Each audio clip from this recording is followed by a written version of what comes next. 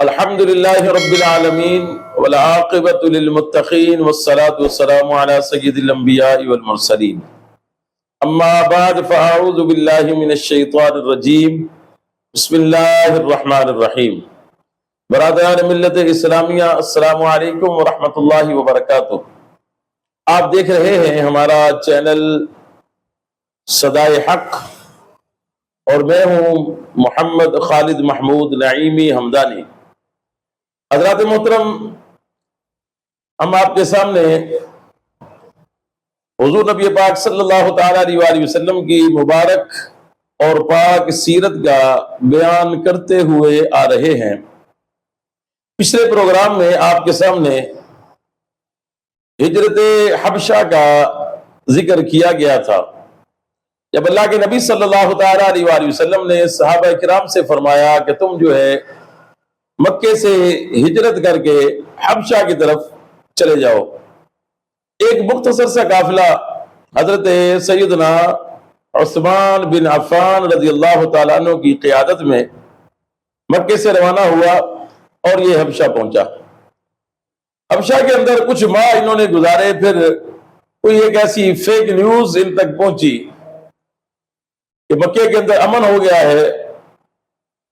اور مکے کے سب جو بڑے بڑے سردار ہیں انہوں نے کلمہ پڑھ لیا ہے، سب مسلمان ہو گئے ہیں، اب وہاں پہ کسی بھی طرح کی کوئی پریشانی نہیں ہے، سب لوگ خوشحال زندگی گزار رہے ہیں، اب کسی کو وہاں نہ ستایا جاتا ہے نہ کسی کو پریشان کیا جاتا ہے۔ جب یہ خبر وہاں تک پہنچی جو کہ ایک فیک نیوز تھی، ایک جھوٹی نیوز تھی، ایسے اڑائی ہوئی خبر تھی، تو جتنے بھی صحابہ کرام حبشہ کے اندر تھے سب نے آپس میں مشورہ کیا کہ جب وہاں پہ حالات بہتر ہو گئے ہیں تو پھر ہمیں بھی اپنے پیاروں کے پاس جانا چاہیے، اپنے رشتہ داروں کے پاس اور اپنے آبائی شہر کے اندر جانا چاہیے۔ تو پھر وہ تھوڑے تھوڑے کر کے جو ہے صحابہ کرام جو ہیں وہ واپس مکہ پہنچنا شروع ہوئے۔ جب سارے صحابہ کرام مکہ پہنچے تو وہاں پہ دیکھا تو حالات تو جوں کے تو تھے۔ اسی طرح مکے کے جو لوگ ہیں،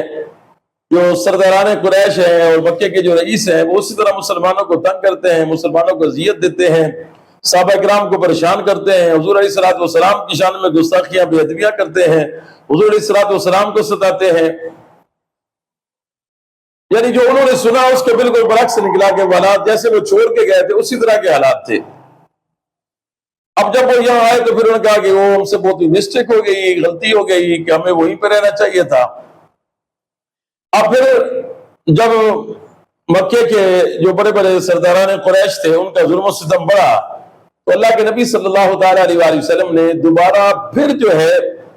صحابہ کرام سے فرمایا کہ تم لوگ جو ہے دوبارہ جو ہے وہ حبشہ کی طرف ہجرت کر جاؤ۔ اس کو کہا جاتا ہے کہ یہ دوسری حبشہ کی طرف ہجرت تھی۔ حضرت عثمان غنی رضی اللہ تعالیٰ عنہ جو پہلے بھی حبشہ کی طرف ہجرت کر کے تشریف لے گئے تھے اور آپ کی زوجہ حضور نبی پاک صلی اللہ تعالیٰ علیہ وآلہ وسلم کی لخت جگر حضرت سیدہ رقیہ رضی اللہ تعالیٰ عنہ آپ کے ساتھ تھی، تو حضرت عثمان غنی رضی اللہ تعالیٰ عنہ سے بھی حضور نے فرمایا کہ آپ بھی جو ہے دوبارہ حبشہ کی طرف ہجرت کر جائیں۔ تو آپ بڑے افسردہ ہوئے اور عرض کی کہ یا رسول اللہ صلی اللہ تعالیٰ علیہ وآلہ وسلم، میں پہلے بھی ہجرت میں نے کی تھی، اس وقت میں اکیلا تھا، آپ کی سنگت مجھے نہیں ملی، اور آپ دوبارہ پھر ہجرت کر رہا ہوں اور آپ بھی جو ہے وہ آپ کی سنگت کے بغیر اور آپ کی معیت کے بغیر ہجرت کر رہا ہوں، تو یہ میری لیے بڑی ایک جو ہے وہ دل شکن اور دل کو افسردہ کرنے والی بات ہے کہ میں دوسری مرتبہ ہجرت کر رہا ہوں لیکن آپ کا ساتھ میسر نہیں ہے۔ تو اللہ کے نبی صلی اللہ تعالیٰ علیہ وآلہ وسلم نے فرمایا کہ اے عثمان، آپ پریشان نہ ہو، غمزدہ نہ ہو، افسردہ نہ ہو، کیونکہ آپ جو ہجرت کر رہے ہو یہ اللہ کی طرف ہے اور اللہ کے رسول کے حکم کے مطابق ہے اور اللہ کے حکم کے مطابق ہے اور وہ آپ کے ساتھ ہیں۔ عثمان غنی رضی اللہ تعالیٰ عنہ خوشی ہوئے، فرمایا ٹھیک ہے، اللہ کا حکم ہے تو میں دوبارہ جو ہے ہجرت کرنے کے لیے تیار ہوں۔ پھر اپنی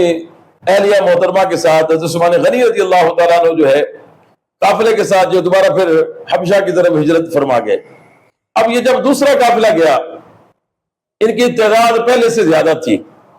اور اس دوسرے قافلے میں حضرت جعفر بن ابی طالب رضی اللہ تعالیٰ عنہ جو حضرت علی کرم اللہ وجہہ الکریم کے بھائی ہیں، یہ بھی اس قافلے کے ساتھ تھے۔ اب جب یہ قافلہ وہاں پہنچا حبشہ کے اندر، تو اب مکے کے لوگوں نے جو ہے آپس میں مشورہ کیا کہ یہ تو بڑی عجیب بات ہے کہ دوسری بار ہو گئی ہے اور مسلمان جو ہے یہاں سے ہجرت کر کے حبشہ پہنچ جاتے ہیں، تو ہمیں جو اس کے لیے جو ہے کچھ حکمت عملی بنانا چاہیے۔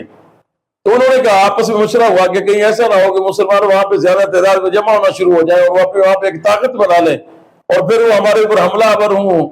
اور ہمارا مقابلہ کرنے کے لیے ہمارے سر پہ آ کھڑے ہوں۔ تو ہمیں جو ہے اس وقت سے پہلے اپنا کو بندوبست کرنا چاہیے اور احتیاطی تدابیر اختیار کرنا چاہیے۔ تو ان کا مشورہ ہوا سب سرداران قریش کا کہ ہمیں کیا کرنا چاہیے۔ انہوں نے کہا کہ ہم ایک وفد جو ہے وہ بھیجتے ہیں نجاشی جو بادشاہ ہے حبشہ کا، اس کی طرف، اور اس سے کہتے ہیں کہ یہ کچھ لوگ جو ہیں ہمارے ملک سے باغی ہیں، جو ہمارے دین کو برا بھلا کہتے ہیں، ہمارے خداؤں کو برا بھلا کہتے ہیں، اور انہوں نے ایک نیا دین گھڑ لیا ہے، یہ آپ کے دین پر بھی نہیں ہے اور ہمارے دین پر بھی نہیں ہے، انہوں نے ایک نیا دین بنا لیا ہے اور یہ وہاں سے بھاگ کر آ گئے ہیں، تو آپ ان کو جو ہے ہمارے حوالے کریں اور ہم ان کو واپس جو ہے مکے کی طرف لے کر جائیں گے۔ انہوں نے ایک وفد تیار کیا، وفد کے اندر بڑے جو زیرک لوگ تھے، بڑے جو پڑھے لکھے لوگ تھے، جو بات کرنے کا ہنر جانتے تھے، گفتگو کرنے کا فن ان کو آتا تھا، جو پنچایت میں بیٹھنے والے تھے، لوگوں کے درمیان فیصلے کرنے والے تھے، ان کے اوپر مشتمل 3 سے 4 افراد کا ایک وفد جو ہے وہ حبشہ کی طرف بھیجا۔ مکے کے کافروں نے، جو سرداران قریش تھے، انہوں نے یہ جب قافلہ گیا تو جانے سے پہلے مکے کے لوگوں نے یہ بھی مشورہ کیا کہ اب تم ایسا کرو کہ تم بادشاہ نجاشی کے لیے تحائف بھی لے کر جاؤ، ایک اعلیٰ نسل کا عربی گھوڑا بھی لے کر جاؤ، ایک بہترین قسم کی عربی پوشاک بھی لے کر جاؤ، اور جتنے وہاں پہ پادری ہیں جو عیسائی مذہب کے ماننے والے، کیونکہ نجاشی جو ہے وہ حضرت عیسیٰ علیہ السلام کا ماننے والا تھا، وہ عیسائی تھا، وہ کرسچن تھا، تو کہا کہ جتنے وہاں پہ پادری ہیں ان کے لیے بھی تم جو ہے نا بڑے مہنگے مہنگے تحائف لے کر جاؤ، اور ان کو پہلے ان سے ملنا، سب پادریوں سے، اور ان کو پہلے تحائف دینا اور پھر ان کا ذہن بنانا، اور وہ تمہاری حمایت کریں نجاشی بادشاہ کے دربار کے اندر، اور یہ کوشش کرنا کہ مسلمانوں کا سامنا جو ہے وہ نجاشی بادشاہ کے ساتھ نہ ہو، اور باہر سے جو ہے ان کو جو ہے نا اب بادشاہ کا حکم آ جائے کہ ان کو جو ہے واپس بھیج دیا جائے۔ اس طریقے کے حالات اپنے وہاں جا کر بنانے ہیں۔ انہوں نے اپنی حکمت عملی کے مطابق وہاں پہنچے اور سب سے پہلے جو بڑے بڑے عیسائیوں کے پادری تھے ان سے ملے، ان کو تحائف دیے، ان کو اپنے آنے کا مقصد بتایا، ان کو بتایا کہ ایسا ایسا معاملہ ہے، یہ آپ کے دین کو بھی برا بھلا کہتے ہیں، ہمارے دین کو بھی برا بھلا کہتے ہیں، ہمارے خداؤں کو بھی برا بھلا کہتے ہیں، اور حضرت عیسیٰ علیہ السلام کو بھی نہیں مانتے ہیں، اور انہوں نے ایک نیا دین بنا لیا ہے، تو آپ جو ہے ہمارا ساتھ دو اور ہم ان کو واپس لے کر جائیں گے۔ انہوں نے کہا ٹھیک ہے، ہم آپ کے ساتھ دیں گے۔ اب یہ سارے جو پادری تھے ان کے ساتھ مل کے یہ جو وفد تھا جو عرب سے آیا تھا، مکے سے، سرداران قریش کی طرف سے، یہ نجاشی بادشاہ میں پہنچا۔ نجاشی بادشاہ کے دربار میں جب یہ پہنچے تو اس نے بڑی ان کی رسپیکٹ کی، ان کو بڑا اس نے پروٹوکول دیا، ان کو ایک اعلیٰ کرسیوں پہ بٹھایا اور ان کے آنے کا مقصد پوچھا۔ تو انہوں نے کہا کہ بادشاہ ایسا ایسا معاملہ ہے کہ کچھ لوگ جو ہیں وہ ہمارے علاقے سے بھاگ کر آپ کے شہر میں آ گئے ہیں، اور انہوں نے یہاں پہ آپ کے پاس آ کر پناہ لی ہوئی ہے، اور انہوں نے اپنا دین چھوڑ دیا ہے، اور وہ ہمارے خداؤں کو بھی برا بھلا کہتے ہیں اور آپ کا دین بھی نہیں مانتے ہیں، انہوں نے کوئی نیا دین بنا لیا ہے اور نئے کسی نبی کو مانتے ہیں، تو ہم وہ باغی ہیں، ہم ان کو لینے کے لیے آئے ہیں، آپ ان کو ہمارے حوالے کر دیں، ہم ان کو لے کر واپس مکے پہ جائیں گے۔ نجاشی بادشاہ نے کہا کہ یہ کیسے ہو سکتا ہے کہ اس طریقے سے اتنے معاملات ہوئے؟ تو اس نے کہا کہ کون لوگ ہیں وہ، ان کو ذرا بلا کر لاؤ۔ تو سارے جو پادری تھے وہ اور وہ جو وفد تھا وہ کہنے لگا کہ ان کو بلانے کی کیا ضرورت ہے، ان سے گفتگو کرنے کی کیا ضرورت ہے، آپ حکم نامہ جاری کریں اور ہم جو ہے ان کو پکڑ کے جو لے جاتے ہیں واپس، ان کو ہمارے حوالے کر دیں، ان کو یہاں بلانے کی کیا ضرورت ہے، وہ اتنے اہم نہیں ہے کہ ان کو یہاں بلایا جائے۔ تو نجاشی بادشاہ نے کہا کہ نہیں، یہ ہو نہیں سکتا ہے کہ میں یک طرفہ فیصلہ کروں، میں پہلے ان کو بلاؤں گا، ان کی گفتگو سنوں گا، ان کا موقف سنوں گا، وہ کیا کہتے ہیں، ان کی گفتگو کیا ہے، وہ اپنے دین کے بارے میں کیا کہتے ہیں، ان کا جو موقف ہے وہ سننے کے بعد، دونوں فریقین کی بات سننے کے بعد میں پھر فیصلہ کروں گا کہ مجھے کیا کرنا ہے، میں یک طرفہ فیصلہ نہیں کروں گا۔ مختصر یہ ہے کہ انہوں نے بڑی کوشش کی، لیکن بادشاہ نے کہا نہیں، جب تک میں ان کو سنوں گا نہیں تب تک میں ان کو آپ کے حوالے نہیں کروں گا۔ فوجی گئے، ان کو لے کر آئے مسلمانوں کو کہ بادشاہ تمہیں بلا رہا ہے۔ ان کو پتہ چل گیا کہ وفد جو ہے وہ عرب سے، سرداران قریش کی طرف سے آیا ہوا ہے اور یہ نجاشی بادشاہ سے ان کی ملاقات ہو گئی ہے۔ تو انہوں نے کہا کہ ہمیں کیا کرنا چاہیے اور ہمیں کیا کہنا چاہیے؟ تو حضرت جعفر بن ابی طالب رضی اللہ تعالیٰ عنہ جو بہت بڑے ماشاءاللہ خطیب بھی تھے اور بہت بڑے فصیح لسان بھی تھے، انہوں نے فرمایا کہ ہمیں جو اللہ نے اس کے رسول صلی اللہ تعالیٰ علیہ وسلم نے بتایا ہے، ہمیں جو حضور علیہ السلام نے اسلام کی تربیت دی ہے، ہم وہی اپنا موقف جو ہے وہ نجاشی کے بادشاہ میں بیان کریں گے۔ ہمیں کسی سے ڈرنے کی ضرورت نہیں ہے، جو حق ہے وہ ہم بیان کریں گے، باقی جو اللہ کو منظور ہونا وہی ہے۔ سب نے کہا بالکل ٹھیک ہے، ہمارا دل مطمئن ہو گیا، سارے پہنچے۔ حضرت ام سلمہ رضی اللہ تعالیٰ عنہ وہ بھی ان کے ساتھ تھی، اس وقت یہ ام المؤمنین نہیں بنی تھی، یہ بھی ان کے ساتھ تھی۔ آپ فرماتی اب یہ آگے آپ فرماتی کہ جب وہ دربار کے اندر پہنچے وہاں پر، تو نجاشی بادشاہ نے کہا کہ بھائی تم میں سے کوئی بڑا ہے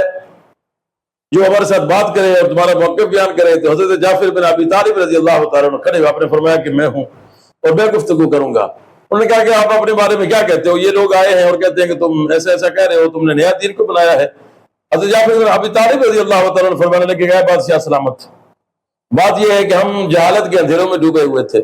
ہم اپنے ہاتھوں سے تراشے ہوئے بتوں کو سجدہ کرتے تھے، اپنے ہاتھوں کے بنائے ہوئے جو بت تھے ان کو ہم خدا مانتے تھے، ان کی عبادت کرتے تھے۔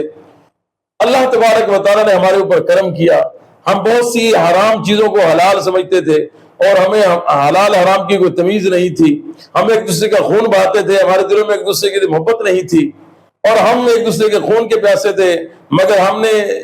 جب دین اسلام کو قبول کیا اور ہمارے پیارے آقا صلی اللہ تعالیٰ علیہ وسلم کی بعثت مبارک ہوئی، آپ نے اعلان نبوت فرمایا، تو ہمارے دلوں کے اندر ایک دوسرے کی محبت پیدا ہوئی، ہم جہالت کے اندھیروں سے نکل کر نور کے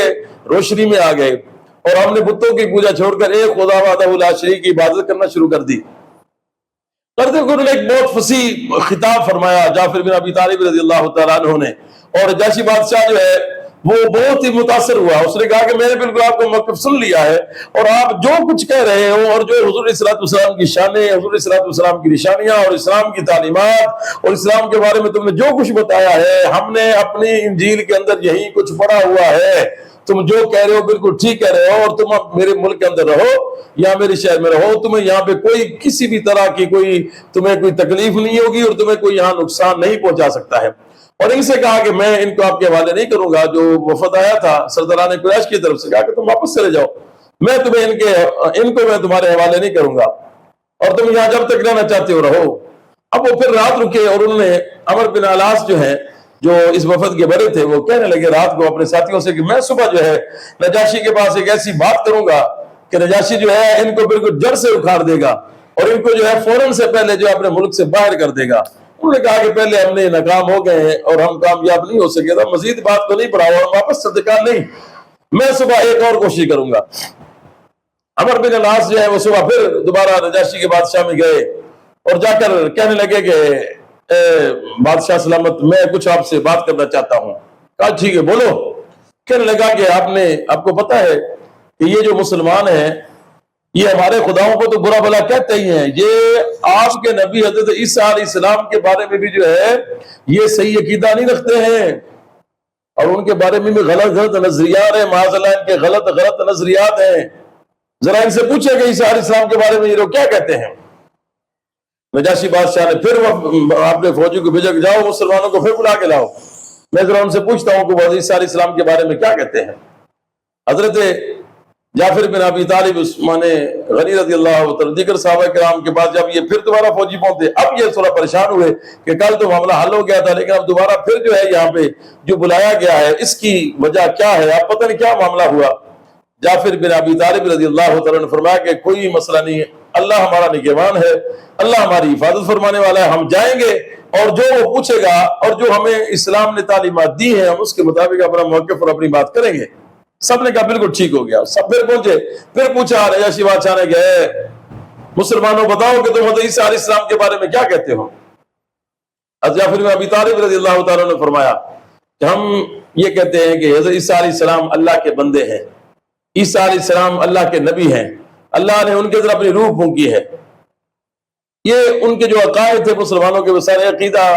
حضرت جعفر بن ابی طالب رضی اللہ تعالیٰ عنہ نے جو اس کے سامنے بیان کیا۔ جب آپ نے یہ ساری چیزیں بتائی تو وہ جو نجاشی بادشاہ تھا اس نے ایسے ہاتھ مار کے کہنے لگا کہ بالکل تم نے سچ کہا ہے، تم نے بالکل سچ کہا ہے، سچ کہا ہے۔ ہم نے اپنی کتابوں کے اندر یہی پڑھا ہے کہ عیسیٰ علیہ السلام کو اللہ تبارک و تعالیٰ نے یہی شانیں عطا کی ہیں۔ میں بالکل مان گیا ہوں تمہارا جو بھی دین ہے بالکل سچا دین ہے اور جس نبی کا تم کلمہ پڑھتے ہو تمہارے نبی بھی سچے ہیں۔ ہماری کتابوں کے اندر جو ہے اس نبی کی یہی شانیں اور یہی ساری نشانیاں بیان کی گئی ہیں۔ اور کہنے لگا کہ اگر حکومت کی کچھ میری مجبوریاں نہ ہوتی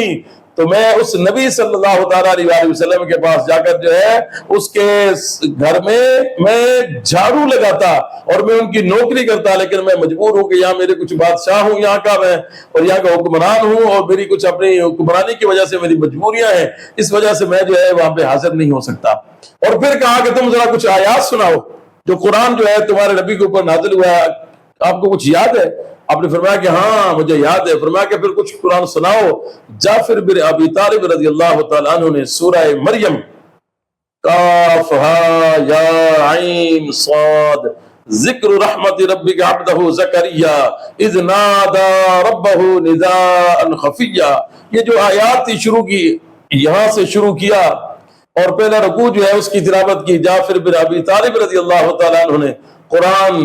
اور پھر نجاشی بادشاہ کے دربار کے اندر جب یہ قرآن پڑھا گیا اور اس سورہ مریم کی تلاوت کی گئی تو جتنے بھی وہاں پہ پادری بیٹھے تھے، جتنے وہاں پہ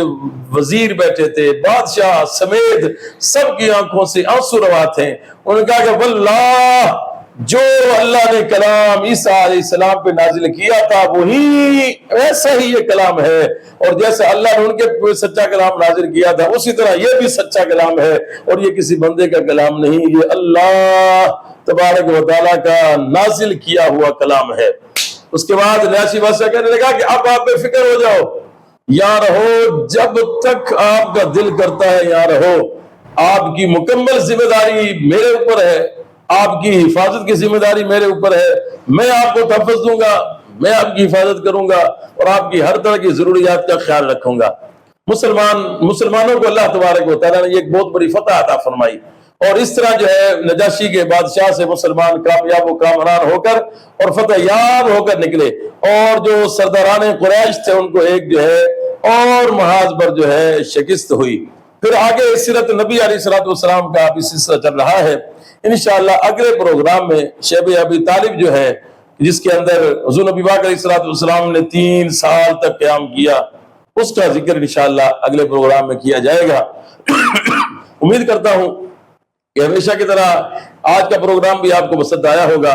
آپ ہمارے چینل صدائے حق کے ساتھ جڑے رہیں، ہمارے چینل ہماری ٹیم صدائے حق کا حصہ بن جائیں، اور یاد رکھیں کہ ہم ڈیلی روزانہ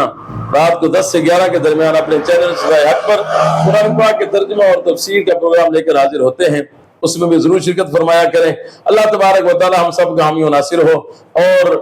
آخری بات کہ ہر اچھی بات دوسروں کے ساتھ شیئر کرنا صدقہ جاریہ ہے۔ اگر آپ کو یہ آج کا ہمارا پروگرام اچھا لگا ہو تو اس سے اپنے دوستوں کے ساتھ ضرور شیئر کیجیے گا۔ اللہ تبارک و تعالی ہم سب کا حامی و ناصر ہو۔ فی امان اللہ۔ السلام علیکم ورحمۃ اللہ وبرکاتہ۔